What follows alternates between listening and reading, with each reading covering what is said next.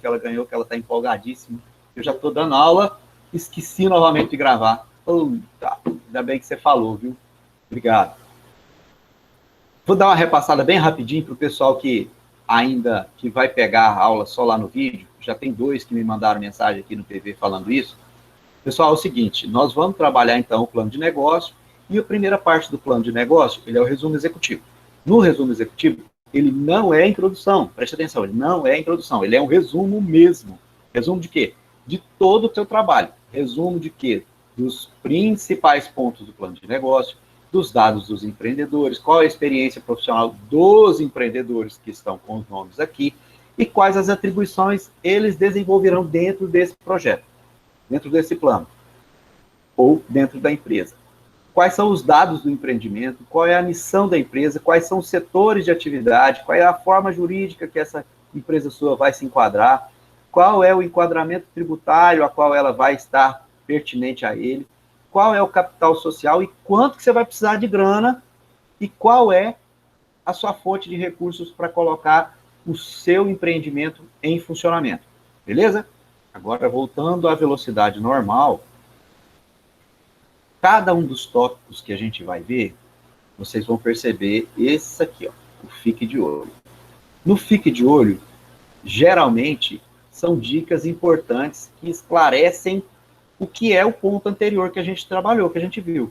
Quer ver o que ele vai falar para a gente? Olha, o sumário executivo, embora o sumário executivo compreenda a primeira parte do plano, ele só deve ser elaborado quando? Ó, depois que eu concluir o plano. Entendeu? Porque aqui eu tenho informações que eu só vou ter lá no final. Por exemplo, aqui eu falo da fonte de recursos, da forma, dos dados de empreendimento, tá? Isso eu só vou ter com o andar da carruagem, tá? Não vou ter aqui nesse primeiro ponto. Então, ele, como é feito os resumos dos nossos trabalhos, somente depois que concluímos esse trabalho científico. Beleza? E desses que nós falamos anteriormente, a gente vai chavar todos eles e colocar eles ponto a ponto. Primeiro, resumo dos principais pontos do plano de negócio. Cara, preste atenção que isso aqui, ele pode fazer com que o seu espectador aí, ou o seu futuro financiador, ou seu futuro sponsor, possa contratar o seu serviço, possa investir em você ou não, tá certo? Então, você tem que deixar muito claro para eles o seguinte, olha só, e aqui você vai dizer o que eu acabei de falar. Você vai ter que deixar muito claro o que é o seu negócio, tá? Quais são os principais produtos ou serviços que você vai oferecer? Deixa eu fazer uma pergunta aqui. Tem alguém aqui na turma que pretende montar uma empresa ou que já tem alguma empresa montada e que pretende ampliar ela ou mudar o escopo dela? Eu tenho empresa. Você tem empresa, Léo? Sim. Tá certo. Sua empresa trabalha com o quê? Na área da telefonia. Área de telefonia? Sim, prestação de serviço técnico também. Prestação de serviço técnico e telefonia. Beleza. Então, eu estou perguntando por quê? Porque quando eu for passar os exemplos do que a gente vai estar estudando aqui, eu vou trazer exemplos que a gente já vive, tá? Algumas coisas que vocês já vão ter noção do que é. Para mim, não dá um exemplo esporádico ou um exemplo qualquer que não vá ter nenhuma ligação com o que vocês estão pensando, tá? A intenção é o quê? É ser mais prático. É fazer aquilo que eu sempre falo. É mostrar o que você está fazendo, porque quando você mostra o que está acontecendo aqui, vocês, enquanto estudantes, gravam melhor. Eu, enquanto docente, consigo mostrar para vocês a versatilidade e até a utilização dessa ferramenta. Beleza? Vamos lá, então. Então, olha só. Primeira coisa que eu preciso colocar aqui nesse relato é o quê? Qual é o meu negócio? O que é o meu negócio? Quais os principais produtos ou serviços do meu negócio? Quem serão? Preste atenção, essa aqui é muito importante, ó. Esses 3 primeiros tópicos aqui, eles vão definir tudo do seu trabalho. Já vocês vão entender por quê. Ó, quem serão os seus principais clientes? Aonde é que está localizada a empresa? Ó, você já percebeu que, para saber onde a minha empresa vai estar localizada, eu já preciso saber duas coisas. Quem é o meu produto e quem é o meu cliente. Tá certo? Por exemplo, o meu negócio é o quê? É uma construtora. Show de bola. O meu negócio é o quê? É uma loja técnica em serviços eletrônicos e eletrotécnicos. Quem é seu público? Todos os usuários de smartphone da região. Isso implica dizer que a loja pode estar montada em locais estratégicos de muito movimento, de muita circulação. Correto? Agora, se a sua manutenção técnica fosse especificamente de iPhone, onde é que seria a localização da sua empresa? Vamos aí, gente, me ajuda. Outra coisa, na minha construtora, eu só construo condomínios de alto padrão. Onde é que tem que estar localizada a sede da minha empresa? Vamos comigo, gente? Na Quadra Rica. Na Quadra Rica. Boa, Jennifer. Raquel, não entendi o que você disse, querida. Repete, por favor. Foi a mesma coisa da Jennifer. Ah, tá. Exatamente. Mas eu posso também abrir a minha assistência técnica no shopping? O que vocês acham? Sim. Seria, né? Seria um local bom também, né? Professor, dessa área aí eu posso falar que é minha área. Vamos lá, irmão. Eu estava querendo que você falasse. Tá localizado no centro, né? Perto da autorizada, da loja autorizada. Certo. E próximo também às distribuidoras de peças. Né? Certo também. Então, o que eu tenho para falar para você sobre a sua empresa é que você escolheu estrategicamente o lugar. Por que, professor, você está falando que ele está perto da autorizada? Como é que você vai falar que o cara está bem localizado? O cara vai na autorizada, trincou a tela do celular. Na autorizada é quanto? 500 pau. Lá no Léo é quanto? 150. E aí? Vai ficar do mesmo jeito o celular. Você vai comprar onde? Conta para mim. Responde aí para mim, gente. Nós vamos levar na autorizada ou nós vamos levar lá no Léo? Lá no Léo, se eu tivesse celular. Tá vendo? Por quê? Ele está próximo também das peças. Ô, Léo, falar nisso daqui a pouco eu vou mandar para você aí o telefone, vou pacotar o serviço para ver se compensa. Deixa eu já adiantar. Você trabalha com o iPad também? Sim, trabalho também. Tá, tô precisando trocar a tela do meu, mas depois a gente conversa. Vamos aqui, depois a gente... Eu também quero falar contigo, hein, Léo? Beleza. Ô, Léo, agora deixa eu falar um negócio, velho. 10% para merchandising aí, valor? Léo, troca a bateria lá, troca. Eita. Vamos lá, gente, olha só. Então, vocês perceberam que a localização, ela vai depender de quê? De quais são os produtos. Agora, por exemplo, eu tenho uma loja de materiais de construção, do básico de materiais de construção. A minha loja está localizada na Avenida JK, no centro de Palmas. Ela está bem localizada pelo produto que eu vendo?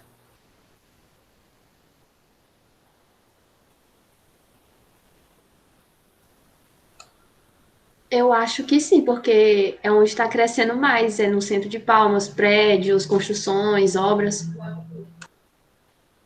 Sua observação foi boa, mas deixa eu te contar uma coisa, Raquel. Lá não seria um bom lugar, sabe por quê? Porque no centro de Palmas tem muito movimento de carro. E se eu vou trabalhar com loja de material de construção básico, eu vou ter que ter um caminhão para poder fazer a entrega. E aí eu vou ter dificuldade para estacionar esse caminhão na minha loja para poder pegar o material e levar para outro lugar. Entendeu? Teria dificuldade também, professor, para a questão de estocar as coisas. Exato. Seria necessário um lugar muito maior. Exato, também. Mas aí seria uma empresa pequena, tipo o poste da JL Meuri. Fica no centro de Palmas, atrás da JK, e é uma loja muito grande e uma das maiores de Palmas. Perfeito, mas lá você não compra básico para construção. Você não compra lá cimento, lá você não compra areia, você não compra... Compra cimento. Compra essas cimento, coisas. né? Compra. Compra isso tudo lá? Compra. Lá eles estão aumentando o tamanho da loja. Ah, tá. Mas não tá na JK, né? Fica meio que atrás da JK. Fica ali na 21, eu sei onde é. Sou cliente dos cabra. Inclusive, hoje eu estive lá. E aí, olha só. Você vai ter que também declarar aqui, ó, no seu primeiro ponto aqui do resumo do plano de negócio, qual é o montante de capital que você vai investir, qual vai ser o seu faturamento mensal, qual vai ser o lucro que você espera no seu negócio e em quanto tempo você espera que esse capital retorne. Gente, vocês perceberam que o cara que vai financiar o seu projeto, se ele lê esse 1.1 aqui, ele já vai saber tudo sobre o seu negócio? Perceberam? Porque se eu chegar aqui e falar, olha, eu vou investir 10 mil reais, mas eu vou demorar 10 anos para retornar esse meu investimento, vai compensar eu montar essa loja? Não. Eu vou ter um lucro de 1% do meu produto. A não ser que você venda um produto muito caro, não compensa. Entendeu? Então, olha só, vamos continuar então. E aí ele vai trazer para a gente também, olha só, todo final, ele vai, duas coisas, em cada capítulo que a gente vai estudar, ele vai apresentar para a gente. O primeiro deles é o busque aqui, ou olhe aqui, ou veja aqui, e o hora de praticar. Aqui ele vai falar para a gente, ó, quais são os principais pontos do plano. Tá vendo? Ó, indicadores de viabilidade, lucratividade, rentabilidade, retorno do investimento, ponto de equilíbrio, tá? Isso aqui tudo tem que estar descrito aqui. E aí agora eu venho com os dados dos empreendedores, né? Professor, eu tenho grana, muita grana para me montar esse negócio. E eu não entendo nada do negócio que eu vou montar. Eu posso montar esse negócio? O que é que vocês me dizem, gente? Vamos lá. Se você tem muita grana, muita grana, e quer montar um negócio que você não entende nada dele, fala para mim, vai ser legal? Um erro grande. Um tiro no pé. Bacana. Boa opinião de vocês.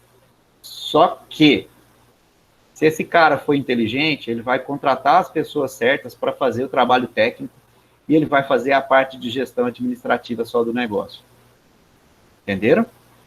Tanto que, assim, eu fiz um levantamento pelo...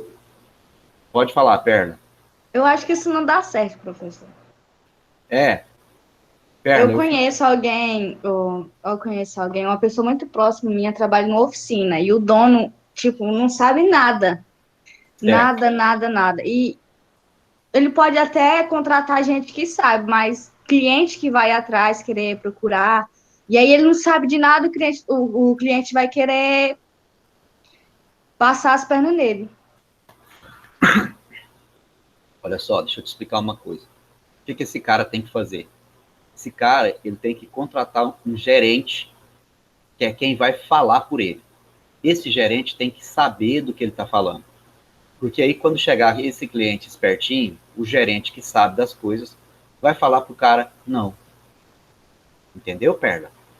Então, assim, eu fiz um levantamento lá no CREMESP, em São Paulo, e no CREMESP, as grandes empresas que estão registradas lá, as maiores empresas na área de construção civil e de incorporadora imobiliária, os donos, ou seja, o CEO delas, ou são administradores ou são advogados. A maioria, tá? Não são todas, não. A maioria. Entendeu? Então, assim, consideradas as maiores empresas do Brasil, os donos são o quê? São administradores. Pronto, pensa comigo. Marcelo Odebrecht. A empresa do cara é de quê? De engenharia, né? Sim ou não? Vocês sabem qual é a profissão do Marcelo Odebrecht? Ladrão. Eu tô falando a profissão, cara. Não tô falando a função, não. Eu perguntei a profissão, velho. Não foi a função do cara. Só a título de curiosidade, depois vocês pesquisam. Ele é engenheiro, não? Faz uma pesquisa para você ver, se não me falha a memória, ele é economista. Tá? O pai dele era engenheiro, mas ele é economista. E hoje ele é o CEO da empresa. Né? Tá preso, mas é o CEO da empresa, continua. Né? E aí você vai ver aqui, por que é importante os dados dos empreendedores e a experiência? Aqui está dizendo que ele é engenheiro, professor. Ah, é? Ah, então pronto, então é engenheiro. Mas você olhou o Marcelo Odebrecht, pai ou filho? Espera um pouquinho, gente. Eu olhei aqui, é Marcelo Bahia Odebrecht. Filho de Emílio Alves Odebrecht. É esse? É esse mesmo, tá certo. É isso mesmo. Certinho, obrigado. Então o cara é engenheiro, ó. Tava errado, beleza? Bacana. Vamos andar então. Deixa eu colocar aqui, tô abrindo página errada aqui. E aí eu percebo assim, que quando eu mostro que os dados do empreendedor, o cara tem experiência, tá? Experiência profissional no que ele vai fazer, quando eu, que você é o financiador do projeto, vejo que você tem experiência profissional na área que você está atribuído para fazer, eu vou ter mais segurança em investir em você. Concordam comigo? Seja bem-vinda, Samuel.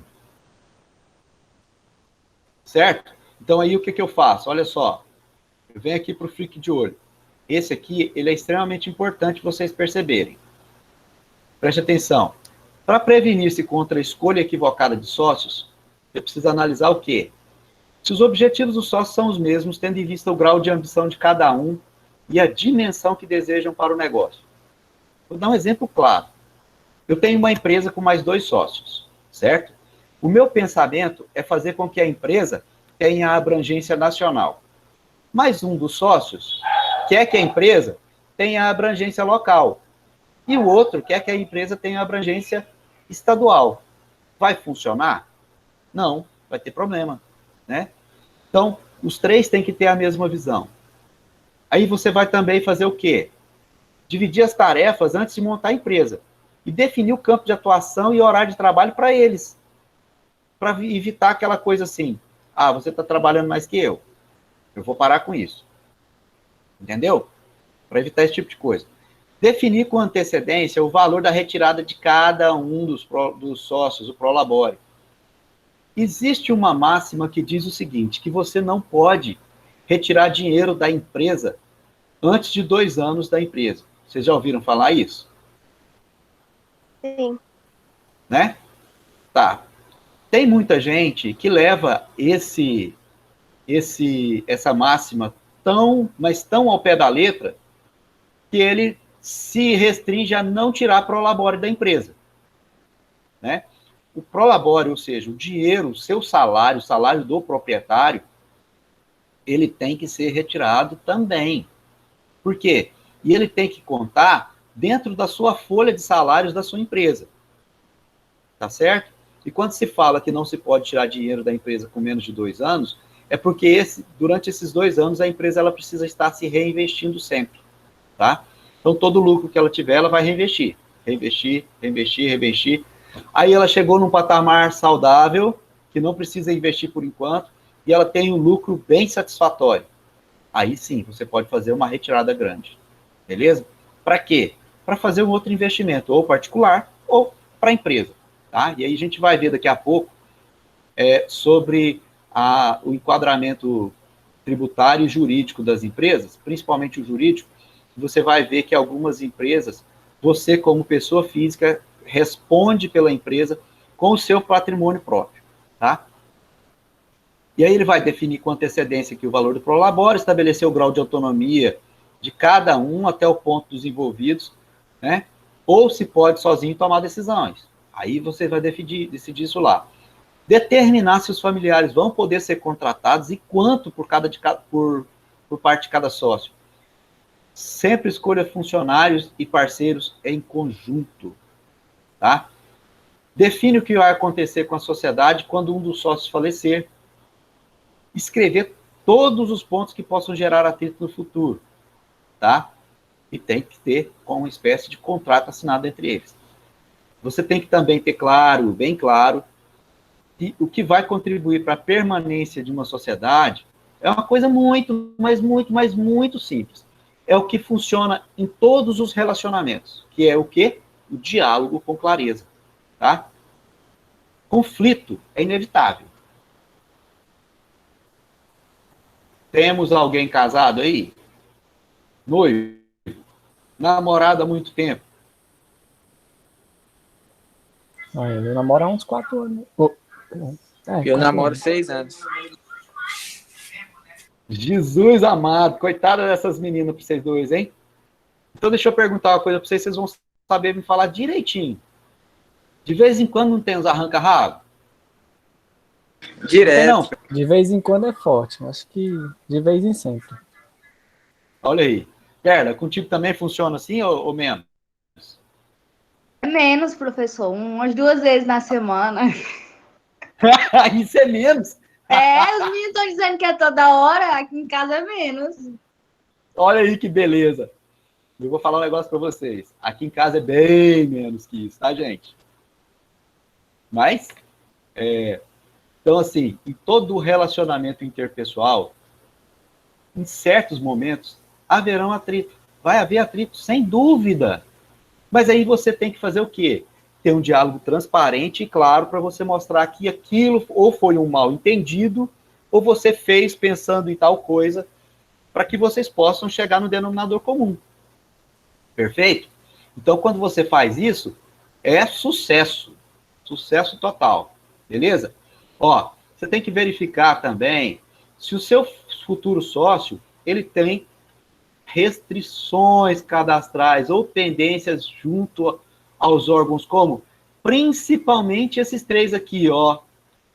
Receita Federal, INSS e Receita Estadual, tá? Ou seja, Secretaria da Fazenda do Estado. Por que, professor, você está perguntando? Porque Receita Federal, INSS e Receita Estadual, os caras não alisam ninguém, não. Se botar alguma coisa no nome dele e você, de repente, ganhar uma bolada e tiver uma conta bancária que tiver o CPF do cara, eles bloqueiam o recurso todo para poder pegar o deles. Entendeu? E aí você tem que ficar atento para você não entrar num barco furado. Porque, de repente, você já entra com o seu capital inicial lá e eles já passam a mão no seu capital inicial, você não montou nada e seu dinheiro foi embora. Tá? Então é isso. Aí vem aqui a questão da hora do praticar, como sempre, né? Eu falei para vocês. Dados do empreendimento. Isso aqui é muito legal. Pode falar, quem levantou a mão. Não, professor, é só para... o que o senhor falou aí é tão sério, o negócio do sócio, e também até do ponto que você vai alugar também, se tiver alguma restrição, né? Exatamente. A empresa responde também. O ponto Sim. Aí a empresa entra como litisconsorte do indivíduo. É bonito esse nome, né? Ou seja, em outras palavras, responde junto, tá? E aí vamos ver aqui para os dados do empreendimento. Esse aqui é super simples. Você vai fazer o quê? Ó, colocar o nome da empresa e o CNPJ. Só isso. E aí, vem o quê? A missão da empresa, gente. Olha que doideira. A missão. Tá bom. Eu vou passar para vocês aqui, vou mostrar para vocês alguns exemplos de algumas empresas em algumas áreas, para que vocês possam ter uma ideia do que vem a ser missão. E aí eu vou passar uma conversinha para vocês já. Presta atenção aqui comigo. A missão da empresa é o papel que ela desempenha na sua área de atuação. É a razão da sua existência hoje e representa o seu ponto de partida, porque ela identifica o seu ramo e o rumo do negócio seu. Você entendeu? Presta atenção. Então, para definir a missão, eu preciso responder algumas perguntas. A primeira delas é, o que é meu negócio? A segunda, quem é o meu consumidor? Terceira, qual é o valor que é valor para o meu consumidor? O que o meu consumidor acha que seja importante? Tá? E o que é importante para os meus empregados, para os meus fornecedores, para os meus sócios e para a comunidade a qual me cerca? Entendeu? Aí eu vou dar um exemplo aqui para vocês, olha só. Uma empresa do ramo de alimentos, ela vai falar para mim o seguinte: A missão dessa empresa é servir alimentos saborosos e de qualidade, com rapidez e simpatia, em um ambiente limpo e agradável. Bacana essa missão, né? Se não me falha a memória, essa missão é do McDonald's, tá? Uma de locadora de veículos. Oferecer soluções em transporte por meio de aluguel de carros, buscando a excelência. De hospital. Promover a melhoria da qualidade de vida e satisfação das pessoas, praticando a melhor medicina por meio de uma organização hospitalar autossustentável. Show de bola essas missões aqui, né? O que vocês acharam? Vocês já tinham ouvido falar sobre missão?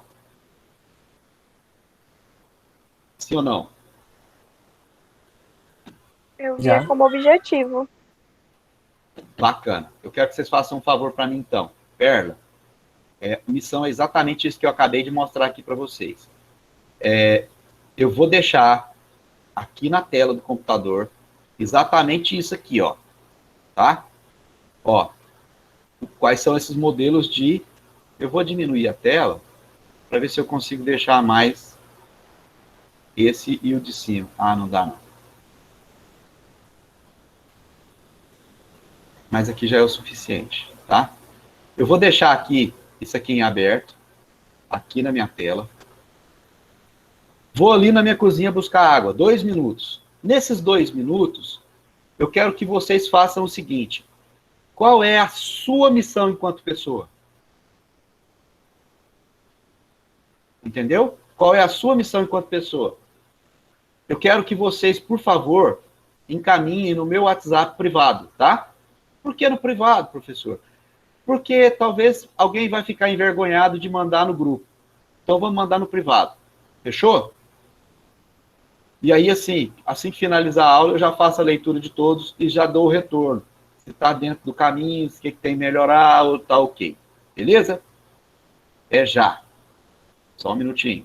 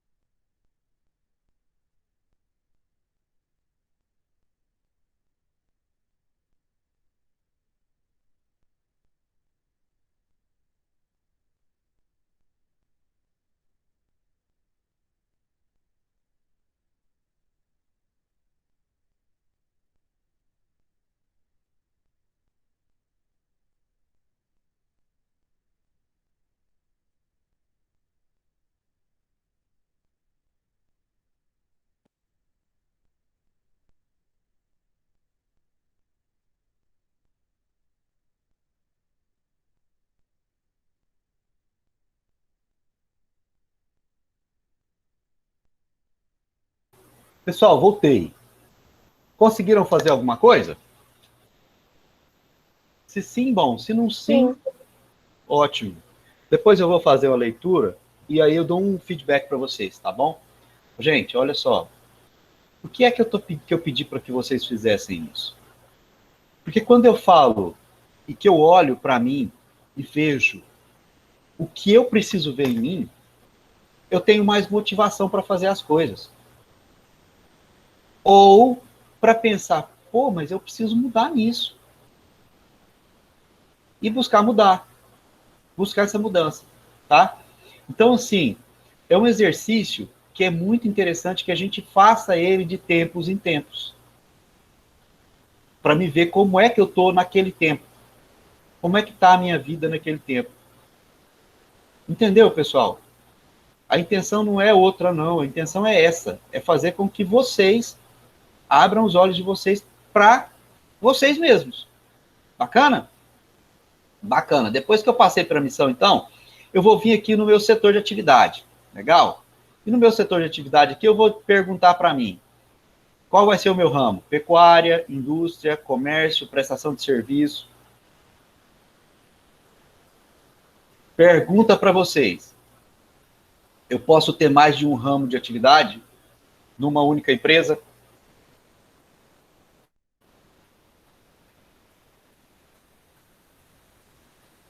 O que vocês me dizem? Acredito que sim.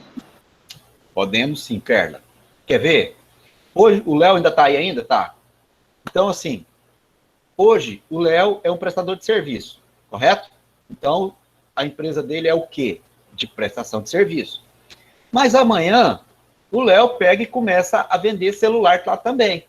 Então, ele é prestador de serviço e comércio, certo? Bacana. Mas aí o Léo, tá? Como... Léo, você é civil ou elétrico? Oi? Você é civil ou elétrico? Elétrica. Bacana. Aí, o Léo pega e descobre e inventa um dispositivo para o celular carregar ele, para carregar via Bluetooth. Certo? Bacana. Aí o que ele vai fazer? Ele é prestador de serviço, ele é comércio, tá? E ele vai passar a ser o quê, hein, Léo? Ó, indústria também. Então ele vai ter três categorias que ele vai ter que colocar a empresa dele, tá certo? Ele vai entrar aqui, ó, em 3 ramos de atividade: indústria, comércio e prestação de serviço. Certo? Essas aqui são as básicas, tá, gente? E aí aqui você vem aqui. Agora, qual é a forma jurídica? Léo, sua empresa está registrada? Qual que é a forma jurídica da sua empresa hoje? Sim, o MEI. Desculpa, não entendi. O MEI, microempreendedor individual. Tá, entendi. Beleza, obrigado. Ó, a empresa dele é MEI, tá? A MEI é a pessoa que trabalha por conta própria e que legaliza um pequeno, ou como pequeno empresário, tá? A inscrição é feita gratuitamente pela internet, tá aqui. O Léo, daqui a alguns dias, poucos dias, não vai demorar muito, ele vai passar a ser o quê? Um empresário individual, tá? Que aí é o EI. Por que você está falando isso, professor? Porque esse cara, ele vai começar a crescer, tá? E aí ele vem aqui, ó. Ó, pessoa que exerce atividade econômica organizada para produção ou circulação de bens e serviços, tá? Responde aqui o que eu falei para vocês, ó. O empresário individual, ele responde pelas dívidas da empresa com o seu patrimônio pessoal. Beleza? Daqui a pouco, o Léo vai estar aqui como um empresário individual. Bacana? Só que ele não vai precisar responder de dívida com patrimônio pessoal, porque as dívidas dele ele vai pagar no decorrer das coisas lá e vai crescendo junto. Bacana? Mas aí, ele pega e vai para cá, ele vai passar a ser um Eireli. Eireli é o quê? É uma empresa constituída por uma única pessoa, tá? O titular da empresa, ou seja, é o totalitário na questão do capital social. A empresa vai passar a responder pelas dívidas com o seu patrimônio e não mais com o patrimônio do Léo. Entendeu? Então, caso a empresa dele tenha dívida, Quem vai pagar as dívidas dela é o patrimônio dela e não o patrimônio do Léo. Estão entendendo? Mas aí, a empresa do Léo está crescendo, já está grandinho já, o cara já está falando grosso. E aí, nessa história, ele vai passar o quê? Ele descobriu que ele precisa dar uma injeção de grana na empresa dele para ele poder alçar voos maiores, né? Por exemplo, aqui na Eireli, ele já é prestador de serviço e comércio, tá legal? Mas ele quer produzir esse material que ele conseguiu fazer aí. Mas ele não tem grana para produzir em grande escala. Aí eu entro com ele como sócio, tá? Eu vou entrar com capital, entro como sócio dele, e nessa história aqui, a empresa dele, que era um Eireli, vai passar a ser uma empresa de sociedade limitada, as famosas LTDAs, tá? Essa sociedade, ela precisa ter no mínimo 2 sócios, tá? Podem ser pessoas físicas ou jurídicas, tanto faz. A responsabilidade de cada sócio, ela é limitada ao valor das suas cotas, por isso sociedade limitada, entendeu? Por exemplo, se tem uma dívida de R$1 milhão, vou colocar de 10 mil, para ficar fácil para a gente fazer as contas. Tem uma dívida de 10 mil, eu tenho 40% da empresa e o Léo tem 60%, então eu tenho que pagar 4 e o Léo tem que pagar 6. Entendeu? Uma outra coisa é que essas empresas de sociedade limitada, elas respondem solidariamente pela questão do capital inicial social que precisa ser integralizado. O que é isso, professor? Toda vez que você monta o seu contrato social, tá? Que é um contrato que você faz, né, com a Receita Federal, com a Receita Estadual, que você vai falar o que é a sua empresa, qual é a prestação de serviço dela, quem é você, o que você faz. Então, é um calhamaço de papel sim, tá? E aí, nesse local, você vai falar lá que a sua empresa ela é de R$1 milhão.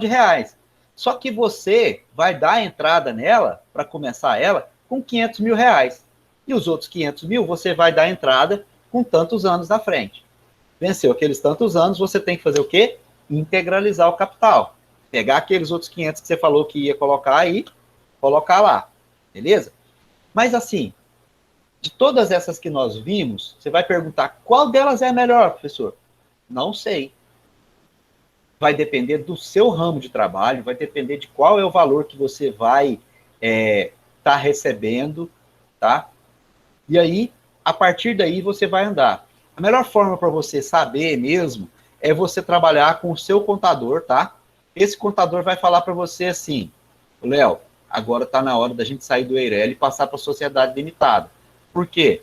Porque agora a sua empresa está um pouco maior. Entendeu? Bacana. Mas eu cheguei no sociedade limitada, acabou? É o último? Nananina, não. Eu tenho outra. O que é essa outra aqui? Essa outra são as chamadas SAs. Já ouviram falar? Banco do Brasil S.A., Petrobras S.A. Peraí, então são empresas governamentais? Opa, eu falei essas duas exatamente para provocar esse pensamento em vocês. Não. Não necessariamente precisa ser empresa estatal, vamos dizer assim, autarquia federal. Não precisa. Vou dar um exemplo para vocês do Facebook. Facebook, ele tem lá a sua razão social e ela é uma SA. Professor, então o que significa SA? Sociedade aberta. Perdão, sociedade anônima. Como assim sociedade anônima? A minha empresa, ela está lá com as ações para vender na Bolsa de Valores. Então quer dizer que eu posso comprar a ação do Facebook? Pode. Apesar que eu não aconselho, né? Porque já daqui a pouco começa a cair. Mas você pode comprar. Tá certo? Então, quando eu falo que é uma sociedade anônima, eu tenho zilhões de donos, entendeu? E aí, nesses zilhões de donos, pelo capital inicial, pelo contrato social da empresa, lá no início, ele já vai gerar algumas informações. Mas quando eu vou sair de sociedade limitada para abrir o capital da minha empresa, eu preciso refazer essa documentação. onde nesse contrato social eu vou deixar disponibilizado lá que, por exemplo, a diretoria da minha empresa, dessa empresa que eu estou trabalhando com ela, que não é mais só minha, ela vai ser escolhida pelo voto. E quem tem mais peso de voto? Aquele que tiver maior número de ação. Então, todos os acionistas vão votar? Não. Acionistas só a partir de tantos por cento que votam. Entendeu? E aí, assim, aí é pano para manga, gente. É coisa para chuchu. E no enquadramento tributário? O Léo, como ele é MEI, ele vai pagar ali os seus R$ 57,90 por mês. É isso mesmo, Léo? É, sim. É, né? É. Então, olha Bem só. barato. Pois é, eu também acho. E acho que é justo, viu, Léo? Eu acho que é barato, mas eu acho que é justo, porque você pode trabalhar tudo, você pode emitir nota fiscal, você pode fazer um monte de coisa pelo seu MEI, né? Sim, para a gente é bem útil, porque eu não sou obrigado a dar nota fiscal, a não ser que o cliente peça, né? Tem essa facilidade, né? Eu informo no final do ano quanto foi o faturamento, né? E assim, para a gente é bom demais, para quem é pequeno, né? Lógico que tem um limite, como o senhor falou, vai chegar uma hora que não vai dar mais, mas a facilidade do microempreendedor é muito vantajosa, muito mesmo. Sim. A questão, só o fato, cara, de você sair da ilegalidade, cara, é bom demais. Você poder contratar pessoas para a sua empresa, se não me engano, você pode contratar até 2 pessoas, né? Acho que é isso, não me falha a memória. Isso. Ainda tem direito a INSS, tem os benefícios do governo ainda. Exato, cara. Olha que coisa fantástica. Pagando 57 conto por mês, velho. É muito pouco dinheiro para esses benefícios e a facilidade que é. Mas eu estou falando é pouco e é benefício para quem trabalha, tá? Beleza. E aí você vai ver aqui, por exemplo, no enquadramento tributário, né? A minha empresa vai se enquadrar onde aqui? Eu vou ler aqui, por exemplo. Quando eu estou lá no MEI, a gente já sabe que ele vai pagar o valor dele lá tranquilo. Eu entro no Simples Nacional, esse Simples Nacional ele vai beneficiar e simplificar a questão dos tributos, né? Por quê? Ele vai passar a recolher todos os impostos num único imposto, né? O enquadramento simples, ele também é uma questão que precisa passar pela aprovação da Receita Federal, tá? E aí, o que ele faz? Ele considera a estimativa de faturamento anual dessa empresa também. Ele leva em consideração.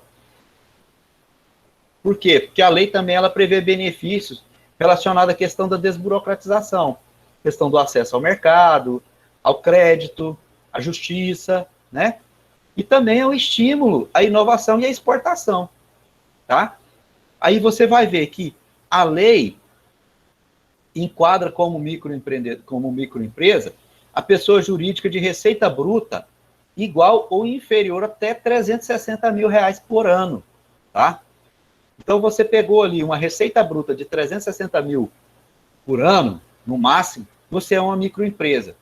Se a receita bruta passar dos 360 e for inferior a 3 milhões e 600, a sua empresa ela vai ser uma empresa de pequeno porte, tá?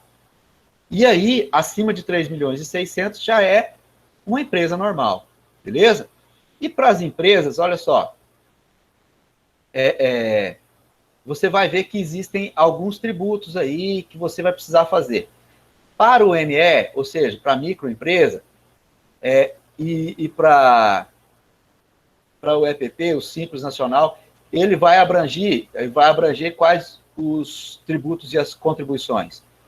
Imposto de renda, contribuição social, o PIS e o PASEP, o COFINS, o IPI, o ICMS e o ISS, né? E também a contribuição da Seguridade Social Patronal.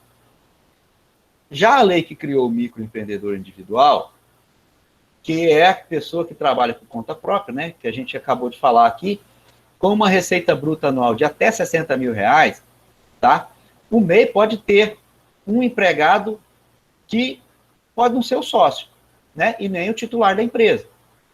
O recolhimento desses impostos, ele é fixo e mensal, independente da receita bruta. é o que a gente falou agora há pouco, né? As vantagens.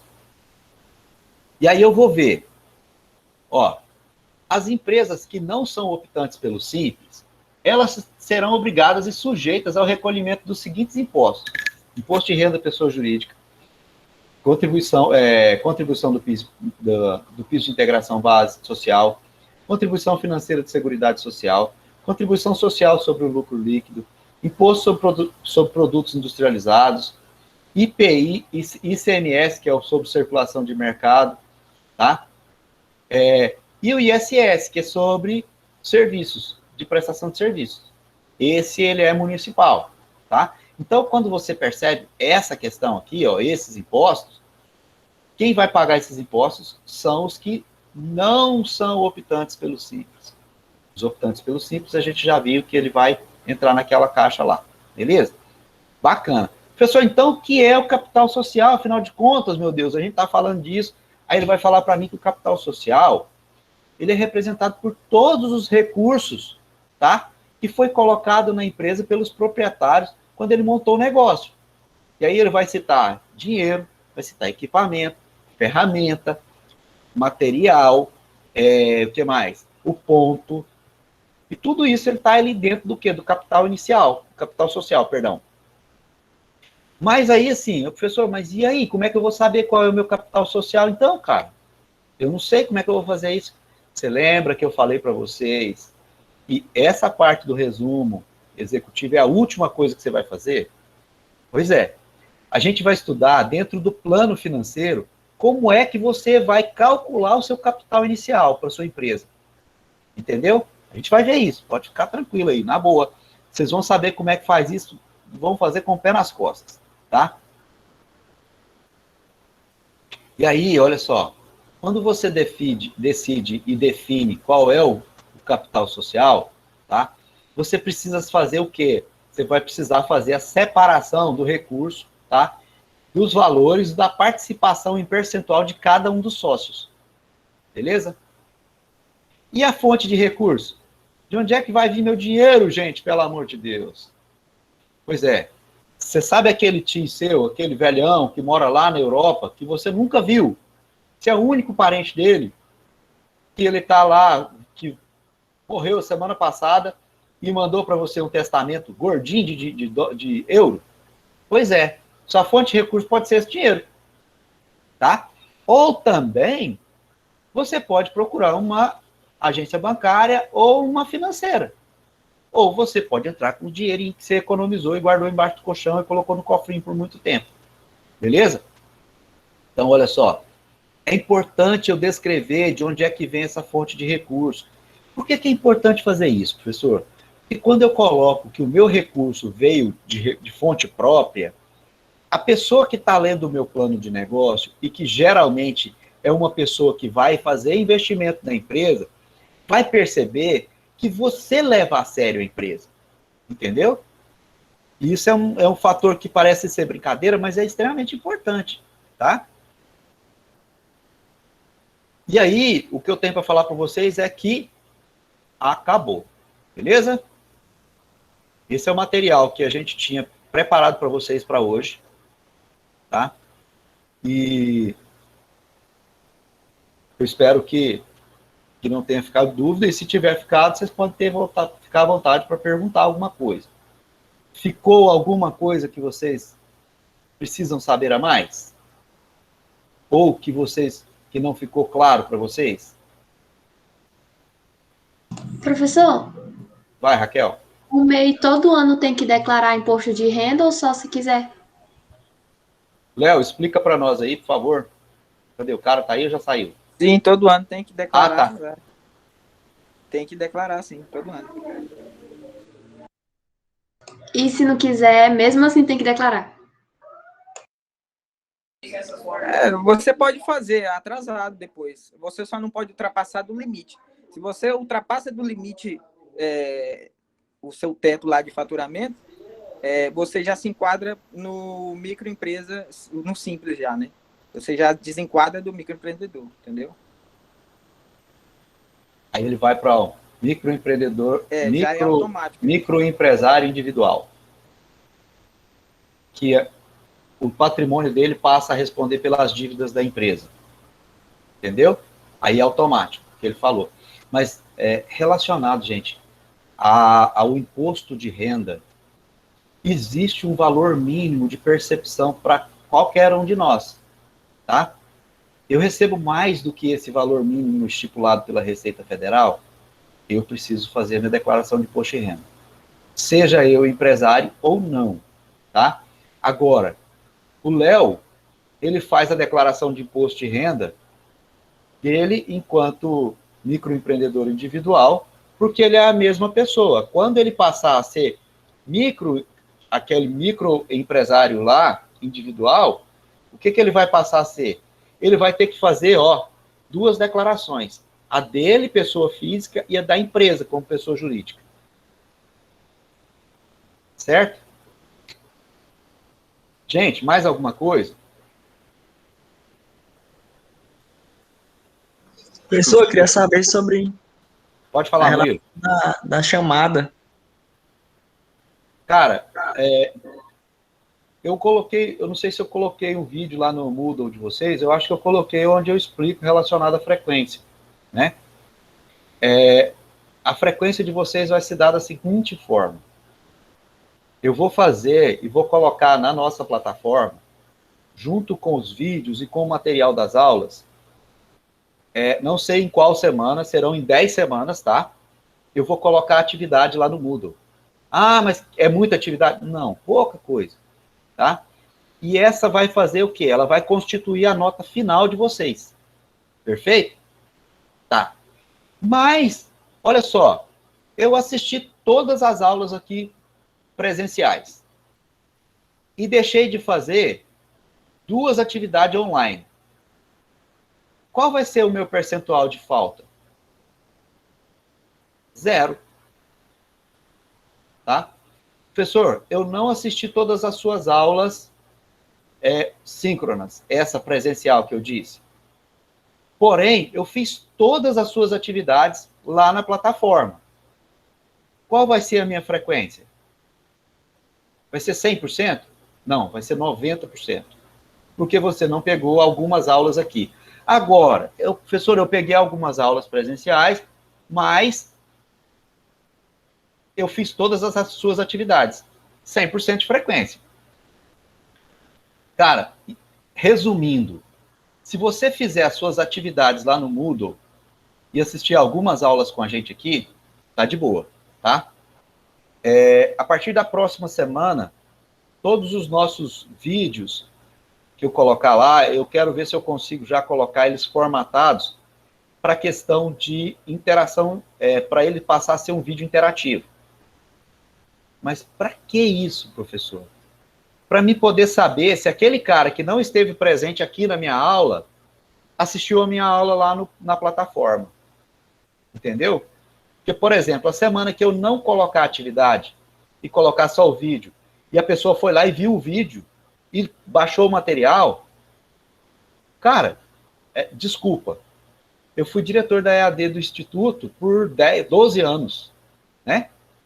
Nesses 12 anos, 12 não, 10, nesses 10 anos que eu fui diretor de educação à distância, eu preciso confiar que a minha plataforma vai me dar um suporte, além do que eu estou falando aqui.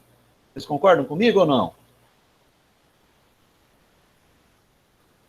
Por isso, vocês já perceberam que, assim, eu tento deixar muito claro tudo o que está no nosso material.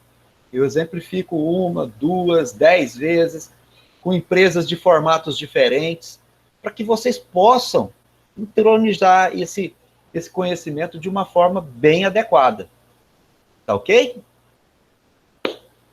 Mais alguma dúvida, pessoal? Tudo tranquilo? Léo, faz um favor para mim, cara. Me chama aí no privado, por favor, no WhatsApp. Tá? Beleza, gente? Então tá bom. Beleza. Beleza, professor. Valeu. Um abraço grande para vocês. Fiquem com Deus. Tchau, tchau. Bom final de semana. Bom final de semana. Obrigado, gente. Para vocês também.